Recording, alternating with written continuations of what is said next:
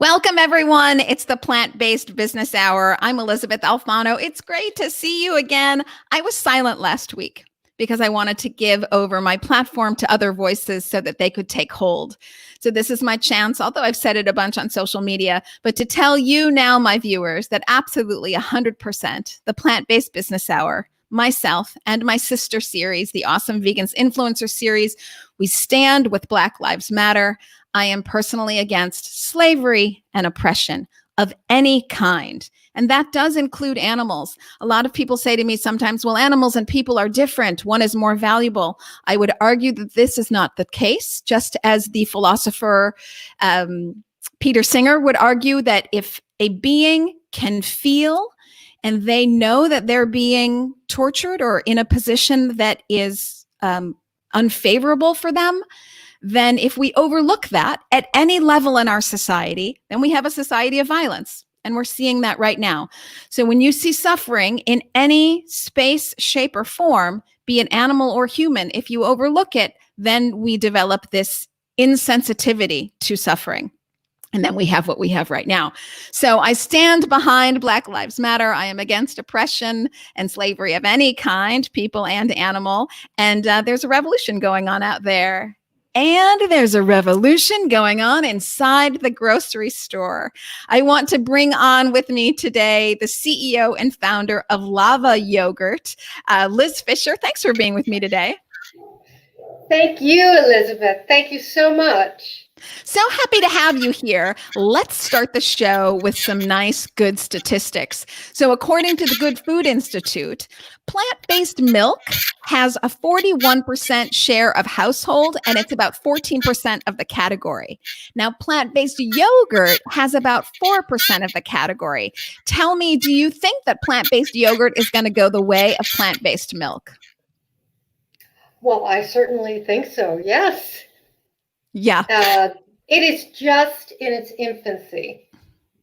And it's not new. I mean, it's been around for quite some time, but it's always sort of lived in the specialty natural channel. And it's only really been in the past year and a half or so that it's just expanded dramatically in conventional grocery. Yes. So I'll say to that, it's been a very exciting time. Granted, it is only 4% of the category, but sales 2019 over 2017 are up 95%. At the same time, when milk-based, animal protein-based dairy yogurt is down 6%. And year over year, 2019 to 2018, again, these statistics come from the Good Food Institute, 31.3% up 19 over 18. So a very exciting time, and you're seeing lots of growth. And then at the same time, you have all of the health benefits. I believe, according to Switch for Good, 65% of all Americans are lactose intolerant, and that's much higher in the African American and Asian American communities. So I would think plant-based yogurt would have this huge tailwind behind it. What kind of growth are you expecting for the last half of 2020? Well, there's been a wild disruption with COVID. Sure. To say that it hasn't affected us would not be accurate. It's also affected shopping behaviors. So much more single shopping venture out per household and stockpiling and sort of being skittish around fresh. So a lot of shelf-stable items. People are not buying lots of perishable. Mm-hmm. And so, there's a couple of exceptions. Certainly plant milk made the cut and saw dramatic spikes during the greatest stockpiling weeks of COVID. But specialty natural stores, who were small businesses, many of them, they have been hit like every other small business. Mm-hmm. So for them to be able to take care and service their customers has been a real struggle. It is definitely coming back, and we are working very closely with them. And but the behavior is still off. More Okay. than 50% of yogurt sales today are e-com. So if that is a very different way to get yogurt. So even if you're going to a conventional grocery store, you're either using Instacart or you're online having them deliver it. And yes, you are buying yogurt, but we were not particularly prepared to switch to this new multi-channel way of selling product. And when you're a new brand, a little brand, you depend on that being seen on the shelf. You know, people pick it up and they, you know, they read the label. This, and it looks really interesting. Wow, look, so few ingredients. But, you know, that we can't do that. Thank you for that. Well, I'm going to be eating. I should warn everybody. I'm letting Liz talk, but I'm going to start eating, and I'm not kidding. So just sorry, everybody. So without that visual and discovery, there's not a lot of discovery going on right now. Just people are there. They're making a beeline for whatever's out there. They're sticking it in their cart. I do think there is a passionate, thank you for displaying product, Elizabeth. Well, I'm going to start eating. You think I'm kidding. I'm not. You just keep talking. This is great. Thank you. So there does seem to be spikes in health and wellness, and I do think that is the baseline of the future. And it was disrupted where you see. Thank you. I love seeing you spoon it in with this visual demo. Well, you know, I do that, and I don't want to take away from what you're saying and the important facts that you're making. And particularly, I'll say that you're surprising me because plant-based meats did really well during COVID times. And I had just assumed, and I knew that plant-based milks did as well. And I had just assumed that plant-based yogurts followed. But I see for a smaller brand like yourself that this disruption is really hard to get over. Well, it's a category, and it's mostly, you know, retailers just trying to keep their shelves full with the items that people tend to buy when they're panicking. Let's face it, it was basically hurricane type buying. And when there is a hurricane, people don't make a beeline for the non-dairy yogurt. They're looking for eggs and they're looking for milk, and they're trying to feed their families and make sure they don't run out. So there's a very different, I was very happy to see the boom in plant-based meats. They did make the cut. They also had the distribution.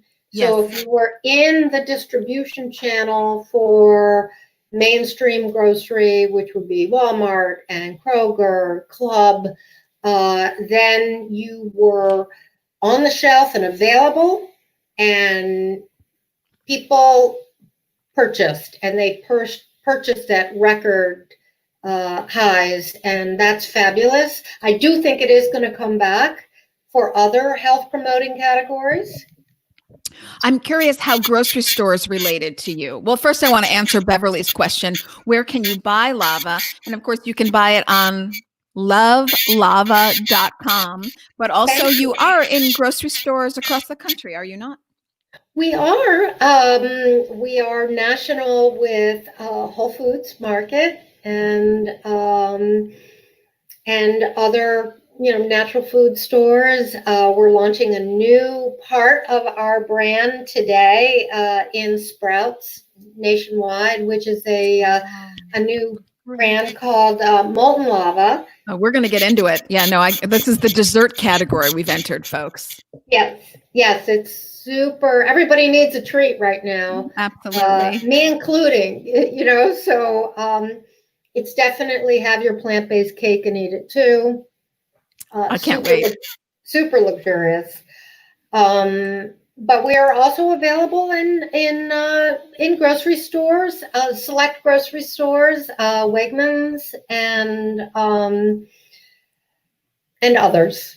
Okay, so very available, and I'll just say the website is Love with two V's, Lava with two V's. So just so you can see, the Lava has two V's here. It's LOVVELAVVA.com. But tell me,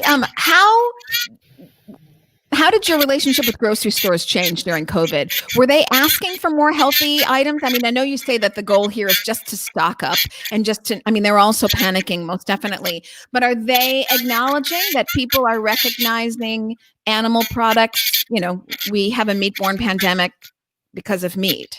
So was there that connection for them that maybe they need to adjust how they buy for their stores?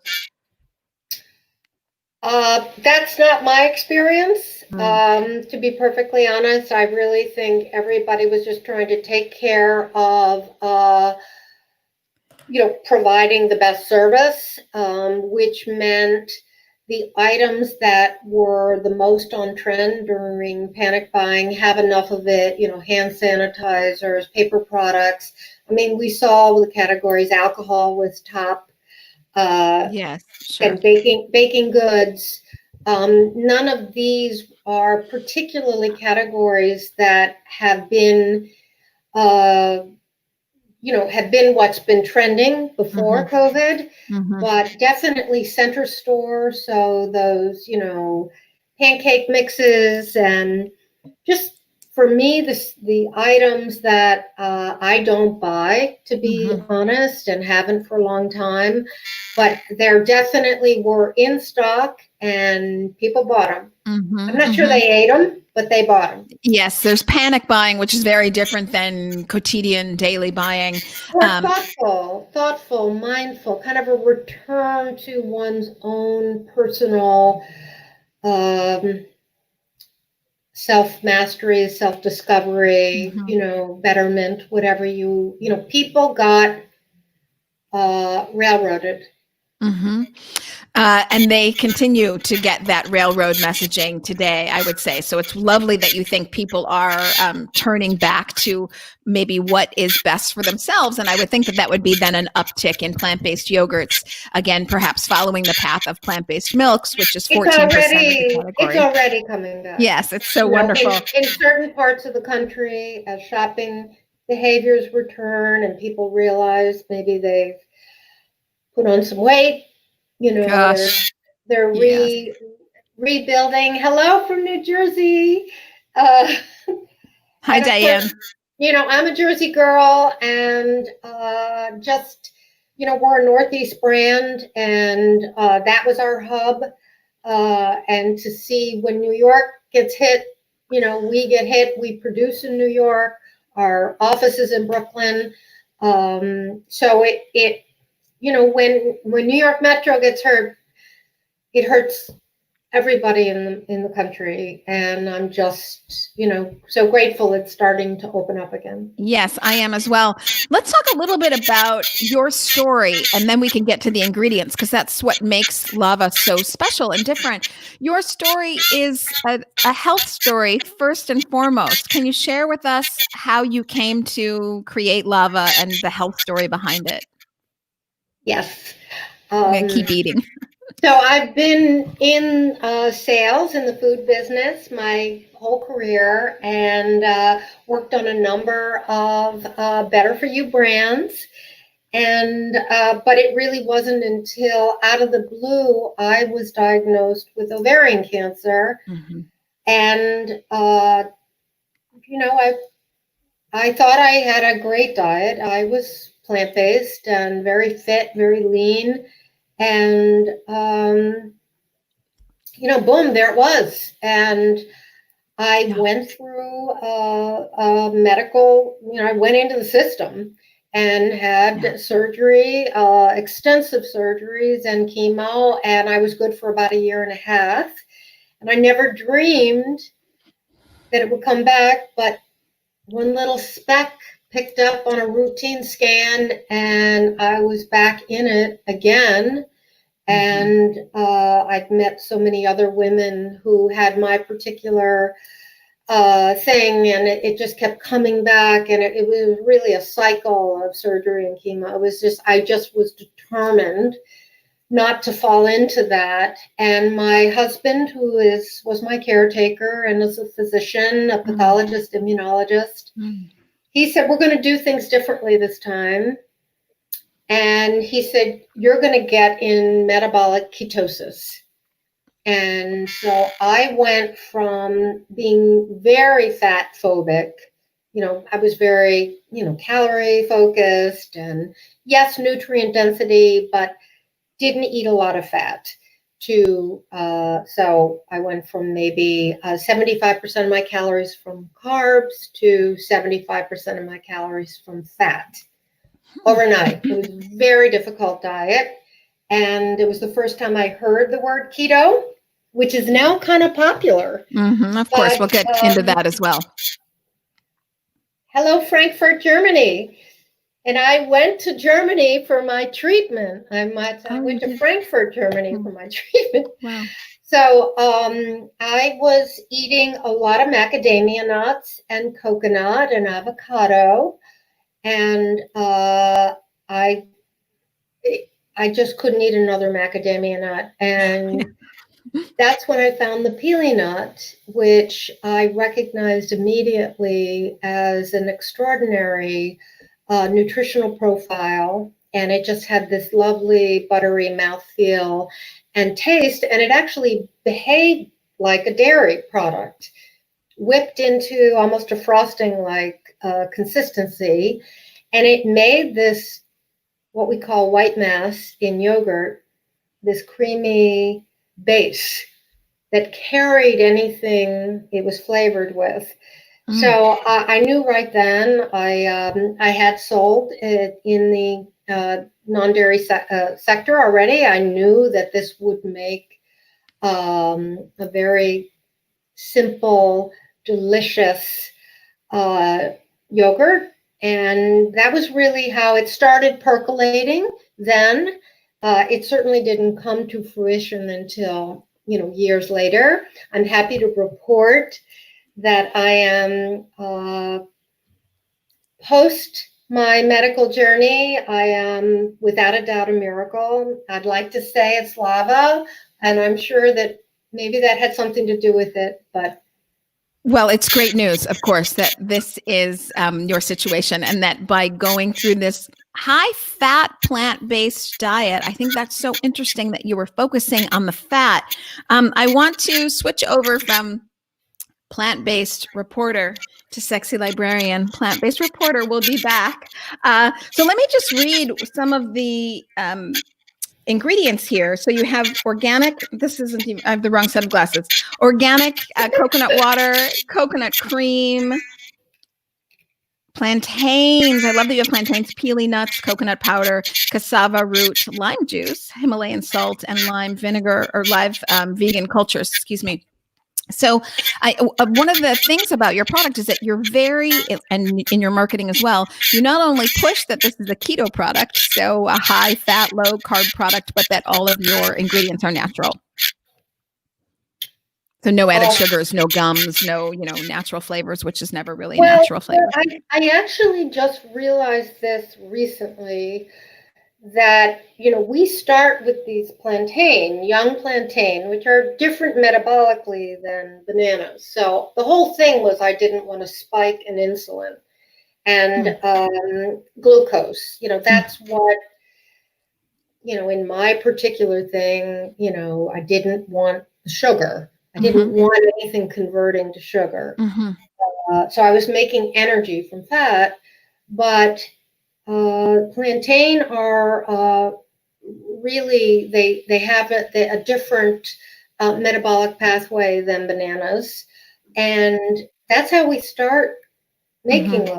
We have the plantain, we add in pili nut butter, coconut cream, mix, and I didn't know any better. And then they're pasteurized. They go through, they're heated to kill any bad bugs.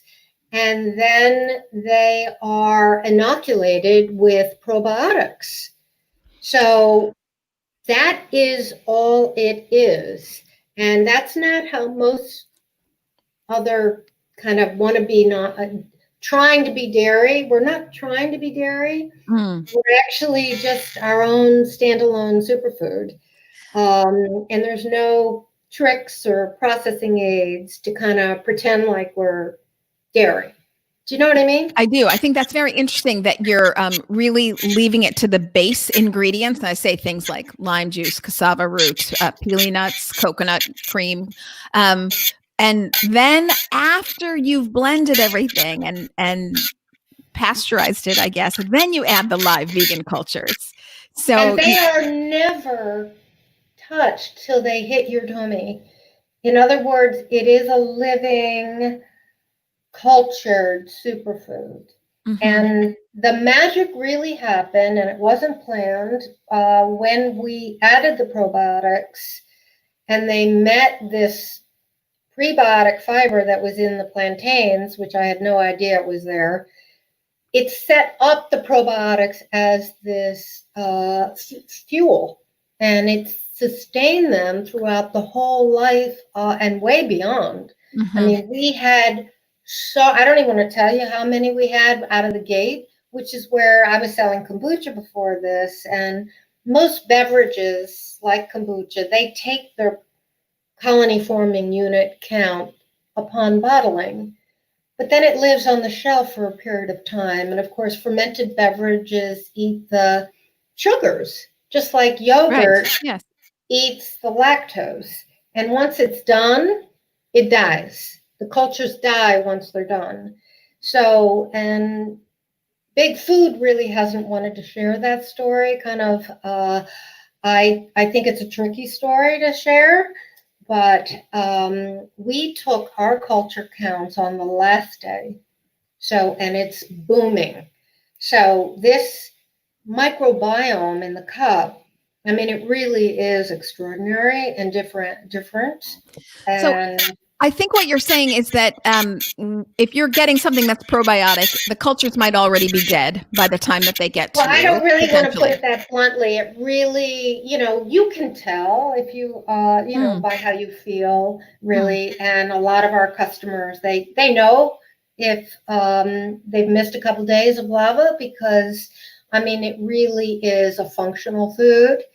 It's nourishing and filling and all that, but what is a probiotic, really? So just to give us backtrack a little bit and tell us exactly what that is and why we want this in our gut biome.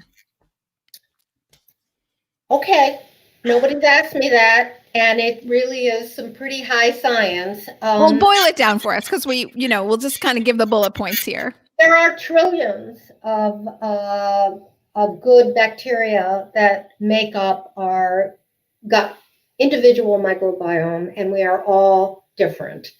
But there's a lot of thinking about the gut as being really the epicenter for many, many health conditions, not just immunity, with 80% of the immune system residing in that massive region we call the gut, but also neurological health. So it's more than just digestion, which it's extraordinary, the number of Americans. I mean, you mentioned it went in the beginning about lactose intolerance and the not having the enzyme to digest lactose, and it's 50% in African Americans, and it comes with all kinds of distress. Not just discomfort, but it can be depression and confusion, and from asthma, constipation to the other end of the spectrum. And more and more people are learning how they feel in balance and what it takes for them to find their own balance and optimum wellness. So anyway, the good probiotics that are in cultured foods, which have been eaten throughout time, that just continues to renew and refresh and replenish our own microbiome. I mean, we did do scientific testing working with an organization, biochemist in England called the BioCollective, and they measured the ability to for our probiotics to survive digestion, that is, acid juices get to the intestine and be effective. So we are beginning to make a connection between immunity and probiotics. And that's something, of course, so many people are concerned about because we're still living in a pandemic. Coronavirus really hasn't gone away. It's just that now we're finding our place of neutrality, if you will, with it. So boosting one's immune system is something that people are very keen to right now. So I think you are going to see an interest in more probiotic foods. And so I wanted to ask you about that. I mean, you really have LAVVA positioned in the natural yogurt category. And I'm wondering what kind of growth you're seeing in that category in general, this interest in more of natural ingredients, organic and beyond organic, even being probiotic, et cetera. Well, we certainly have had explosive growth, over 300% growth, and tremendous same-store sales growth. Which is, we really wanted to take care of our retail partners and be successful where we are. Learn about the product, learn about who our customers are, and we did just start shipping online during COVID, so. For the first time, we had customer contact information, and we knew where they live, and we couldn't help but get, curious about, was it millennial women? Is it CrossFit followers? Is it who's buying? And it does seem as if we have a wide demographic. And a lot of emphasis on no sugar added, people who want the fruit, but they don't want the sugar. And in yogurt, those two really do go together. We are one of the very, very few fruit flavored yogurts that have no sugar added across all the fruits. So very proud about that. What about, because you've done a lot to promote yourself as keto certified, I think it says on your website. So are you finding that you're attracting a lot of vegan keto people, or how does that shake out? I think it's a little early for the vegan keto. I mean, that's got to be that's cool. I think it's coming. But we are... with that, we call it molten lava, which is a much higher fat proposition and a decadent dessert positioned version of the original. And that is keto certified. It is vegan. It is higher in fat, but it's also like an exquisite dessert, like put it in a crystal glass. And we should all have that for breakfast these days. I mean, we deserve a treat. So that's the way I'm looking at it. Is that how you recommend it to be breakfast, like dessert for breakfast, or is it positioned as a dessert, or is it positioned as a decadent breakfast? And I'm all about it. It's the espresso for me is just the perfect, like a bulletproof. It's like a great coffee wake up treat. And I don't like caffeine at night, so the chocolate does have caffeine in it. The key lime has no caffeine in it, and that is like the most key lime pie-ish treat you're going to find. So have that for dessert. But chocolate you can have chocolate any time of the day. As you should. It's my vitamin of choice. So I always think it's hard as we move to sort of some general business questions. I always think it's hard when a company has one product, so LAVVA Yogurt, and then it's It's not so easy, perhaps, to have brand extensions. So now you're going into a new product category, we'll say of breakfast dessert. But I'm wondering if you see extensions every year, or how does that growth shake out for you in terms of new products? Well, the molten lava was the original lava, and everybody said nobody's going to eat that much fat. And how much fat are we talking about? Well, it's very low carb, though. It's got 3 or 4 net carbs, which makes it unique in yogurt. I think there's only one other brand in all of yogurt, because lactose is a milk sugar, of course, and it's a carbohydrate, right? Yes. So yes. Dairy yogurt, even unsweetened, still has quite a few carbs. So this carb counting consumer is not shopping the category at all. So we think we're bringing a new customer to the category, plant-based or dairy. Well, that's interesting, because are you able to reach them? So you know that they're out there, but I guess that's part of the keto marketing, is you really want to get to them to say, okay, here's a high fat, and that probably comes from the coconut, correct? And the pili nut. And the pili nut. Yeah, so there's a lot of pili nut in the molten lava, and pili nut is 94% of its calories from fat. Wow, even higher than macadamia nut, which I thought was like the king of fat. They're right up there, but pili, most of its fat is from monounsaturated, so it's really a beautiful fat profile. It's good for you. Yes, and it comes from the Philippines. Is that right?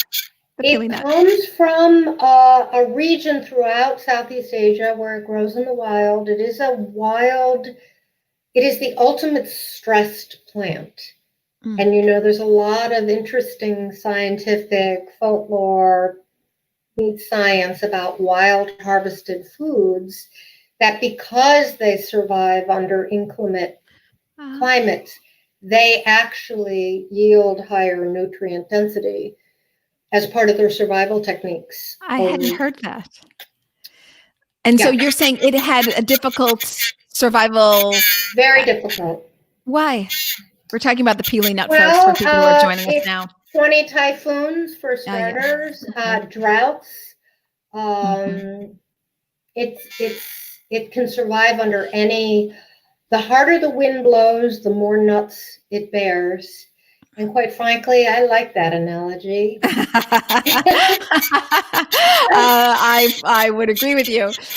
So I'm surprised I'd never really heard of the pili nut before. Well, it grows in the wild, and it's very, once it's cracked, and it's in a giant drupe, they call it, which is like, almost like a jackfruit, soft. And once that outer coating is taken off and you crack this very hard shell, you have to use the nut in 30 days or it oxidizes because it's so high in fat.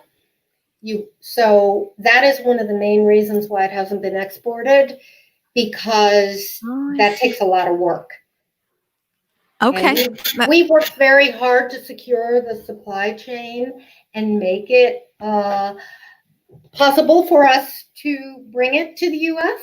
And use it, which is, we're happy about that. We're bringing resources and economic development to extremely underprivileged parts of the globe.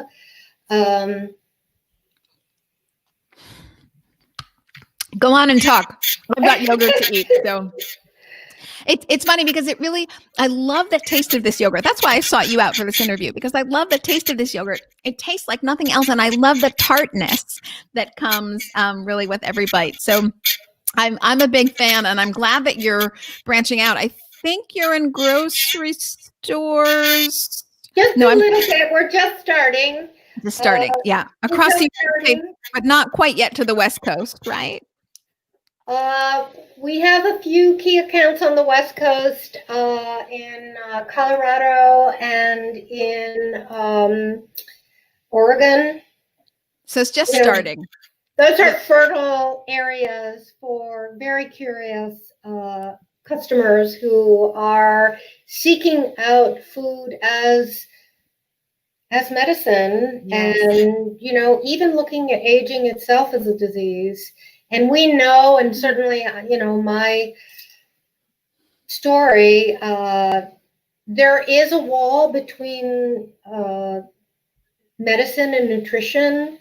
And I do believe that that is going to come down. Brave researchers, scientists who know the role of lifestyle and disease, they are going to start stepping out of their comfort zone and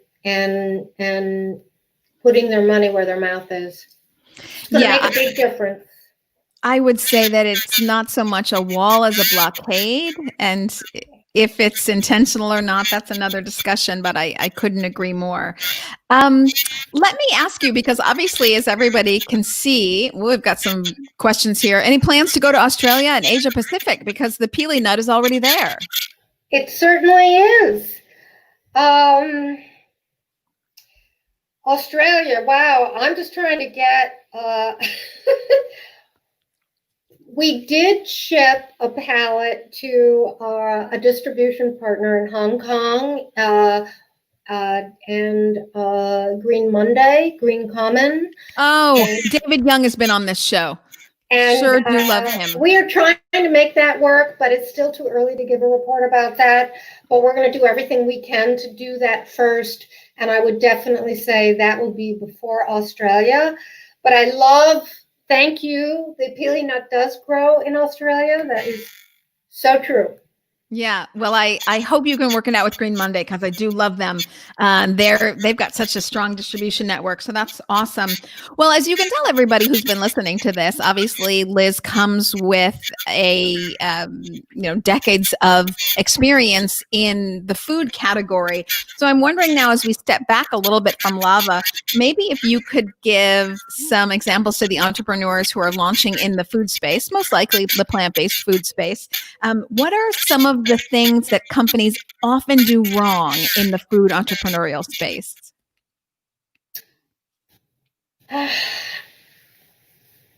Well, my goodness, I've made every mistake, so I should probably just be able to list them. I think just don't take your eye off the consumer would be the best advice, because we are the consumer, they are us. And so you're really not, so that would be I think my greatest piece of advice is know who you want to reach and keep them always in mind first. How do I get it to them so they're best served? Mm-hmm. I love this. Do you think that it's common for people to kind of take their eye off the consumer? It's not that I want to make light of this question and answer either, because there are so many things that you have to worry about: distribution and P&L statements and supply chains, et cetera. So there are a lot of things to consider other than the consumer. But is that something that happens often, that people just get so wrapped up in the details of doing a business that they sort of not forget, but don't pay attention as much as they should to the consumer? Well, just realize where they shop and who they are. And, now things are changing just in terms of economics and paycheck. And I would say that the jury's still out on that. I think people who value their health are still going to invest in it, even if it's a little bit more, because you are going to pay more for a clean label. You are going to pay more for organic, and certainly ingredients that haven't been messed with, that are as close to in their original state as possible. So, just good quality. I heard a story about wild caught salmon, $50 a box on Amazon, coming from New Zealand, and they're just record sales, and they're shipped on dry ice. And who would think? But not on this show. yes. But just in terms of how people where they put their resources. What they're caring about right now. Yeah. Yes. And I think you are seeing that post-COVID, and I think that will last, that people are really caring about where their food comes from. And I hope that people would be realizing, as we discussed earlier, that a meat-borne pandemic comes from meat. So, okay. Well, and any tips or misconceptions that you'd like to address about starting a food business? Some of the common trip ups. And what I'll say is, I find, because I look at a lot of pitch decks, and I find that people are constantly talking about the product, which is so central, but then the details of how to actually make it or scale it up or get the business to a position where the numbers are profitable, et cetera. Sadly, it has to be more than the product. I'm wondering if you have any sort of, pitfalls to tell people to watch out for. I really think if you have the consumer, the scale will come. But it is a very different skill set. It is also, equally difficult to building a brand, but there's extraordinary talent out there, and it does take a team. So, I've been very lucky to, attract people that have shared the mission. And it is going to take athletes, because it's Herculean effort to do it. And, but, it's bigger than just one person. Yes, of course, as always. So I'm wondering, now that you've been in the food space for a very long time and you've had LAVVA for a little while now, if you could say, what do you wish that you knew 10 years ago that you know now? Well, just not to be afraid. I certainly have had many ideas for businesses, and just didn't think I had, it was for others. I just didn't have what it took. And so I doubted myself, and you really can be scared, but you have to do it anyway. Yeah, I would say that that's a life lesson in general, even beyond business. Do you have any predictions for the plant-based yogurt category? Plant-based yogurt. Well, I do think health and wellness is going to rebound with ferociousness. And it's going to affect fresh and really product that performs, honest product that delivers functionality, clean, and nutritional superstars. I do think it's not going to happen this month, I don't think, but it's going to come back with a vengeance. Yeah, I couldn't agree more. Sort of as we wind up, I'm wondering if you're having a bad day, and many people have been having those of late. If there's one phrase that you say to get your mind back into the game, I like to say nose to the grindstone, eyes to the sky. Oh, I love that. Well, I try not to rush, because I feel this incredible time pressure, and that if I don't get this done by then, it's, not going to happen. And there's just so many deadlines. But so I do tell myself there is enough time. I love that. I love that, because I feel that pressure all the time, that I must rush, and that it has to be done. I love that. I'm going to keep that in mind. Absolutely. I have somebody who was asking me a question, and this I should have asked it myself. Are you considering a Greek vegan yogurt?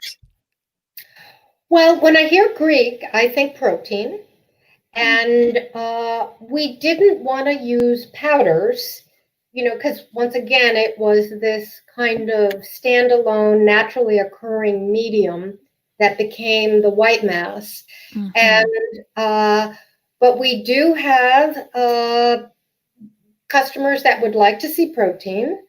And, a lot of vegans know they don't need quite as much protein as everybody says. Sure, of course.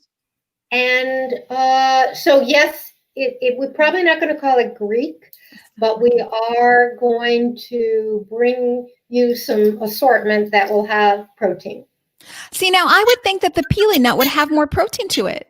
It's too busy having fat. Of course. There's no room left for protein. Get busy like the peely nut, folks. I love it. It's too busy. That's great. Well, I think I know the answer to this, and I'll throw up a picture just to be sure. But I'm wondering when you are busy and you don't have time to sorry, I'm looking for something here. When you don't have time to eat and you only have time for a snack, I'm wondering, what is your favorite snack? Well, I'm going to tell you, it is lava. It is my go-to. I'm in a vanilla phase, Ooh. but I that is our lowest calorie and lowest sugar and our best seller. It's now coming in a multi-serve, a family size, a bigger size, which is also kind of trending now with pandemic shopping. People are buying bigger servings so they don't have to shop as much. But I also like the original, which is this is your vanilla. Yeah, and this is your original. In New York, the original is #1, and outside of New York, it's not. So what can I tell you? Raspberry's #1 in Boston. People have different shopping, favorites, flavored. Yes, and I've been a fan of raspberry. So, just goes to show you. You never really know. But I do want to tell people, and I threw this up. So you've got 6 flavors right now: vanilla, original, strawberry, raspberry, mango, and blueberry. But more than anything, you're coming out with molten lava, which is really a dessert almost more than a yogurt. I will say that I used to live in France, and we would often have yogurt for dessert. We would take plain yogurt and just add sugar. And we would make this really sweet, thick cream, and that would be dessert. You add some raspberries, maybe some fresh fruit, and it was fresh fruit and sweet cream. It was fantastic. Wow. Right. And so now I'm doing that with molten lava. That will be my game plan. Liz Fisher, CEO and founder of LAVVA Yogurt, made from the peely nut along with young plantains and cassava roots. I want to thank you for being with me today. Thank you for making this. I live on this stuff, everybody. I look forward to lava coming all the way across the United States. So, of course, you can buy it on lovelavva.com, LOVVELAVVA. But you can also, it's starting to be across the nation in grocery stores. So look for it in the plant-based yogurt section. Thank you, Liz, for all that you do. Thank you. Okay, so Liz, you sit tight. You don't go anywhere. Everybody else, I will see you tomorrow at 1:00 for the Awesome Vegans Influencer Series. The Plant-Based Business Hour will be back on Thursday at 1:00. See you then. And of course, if you ever miss any of this, you can always go to iTunes and pick up the podcast. Both Awesome Vegans and Plant-Based Business Hour are there. And hit up my website for any questions and to reach out to me at ElysabethAlfano.com. Together, we are taking back our health and the health of the planet. See you tomorrow, everybody.